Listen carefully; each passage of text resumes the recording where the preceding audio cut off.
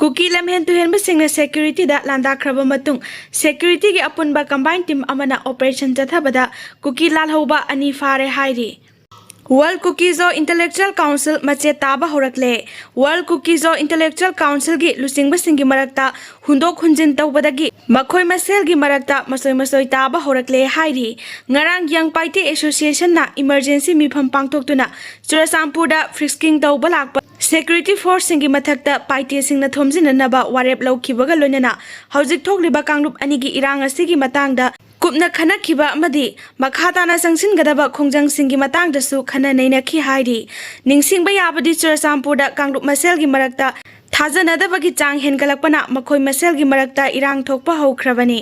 Manipur dagi purakhiba lupa karor yankhai drugs Delhi na fare. Manipur dagi purakhiba lupa karor yankhai rom oigadaba drugs kilogram taraga nipan miyoi mari Delhi police na fagat pangam khre hairi. Drugs ka kona na faraba miyoi singadu Rajasthan gi Suru district dagi Ramau Tarzat chahi nifu gani thoi Tespal Beniwan chahi kunga mapan Ram Niwas lega chahi kunga taruk amadi Kisana Ram chahi nifu taret kawi hairi. Miyoi singasi Manipur Rajasthan Madhya Pradesh amadi Punjab ta mayai kaba drug sing lalonbagi thabak chathaduna lakpa miyoi sing ngaktani hairi. Official oiba report samagi matung ina tha manga ro mamangda su irang nanglaba Manipur amadi atai state singda drugs puthok pusin tawre haiba akaknaba paw ama phangbadagi Delhi police ki akhanaba special cell gi team amana miyoi mari asi thiduna lakhibani haina paw asina makha tari. KUKI nupi singna kaimai lambida state force amadi central force sing changlakpa thingkhre hairi.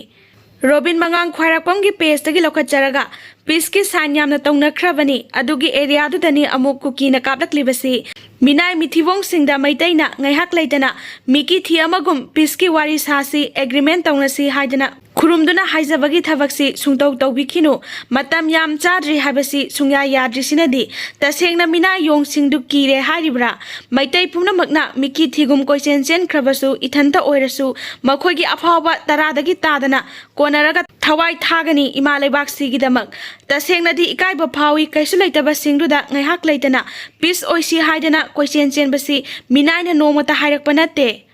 Ziri gi gular tholda AR gi gari sek tawge yadabagi ima ivel singa unkhatna khre hairi.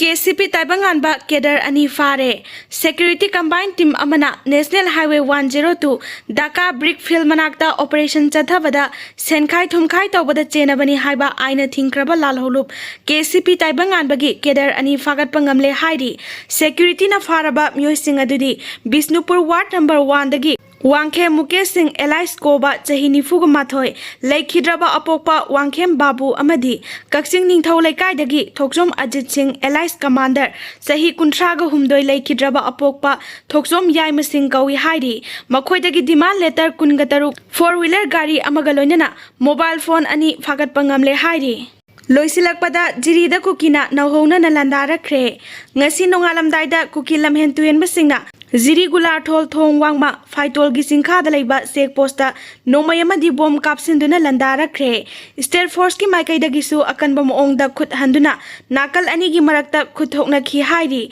adum oinamak thoidokpa asok apan yaw khiba leite hairi.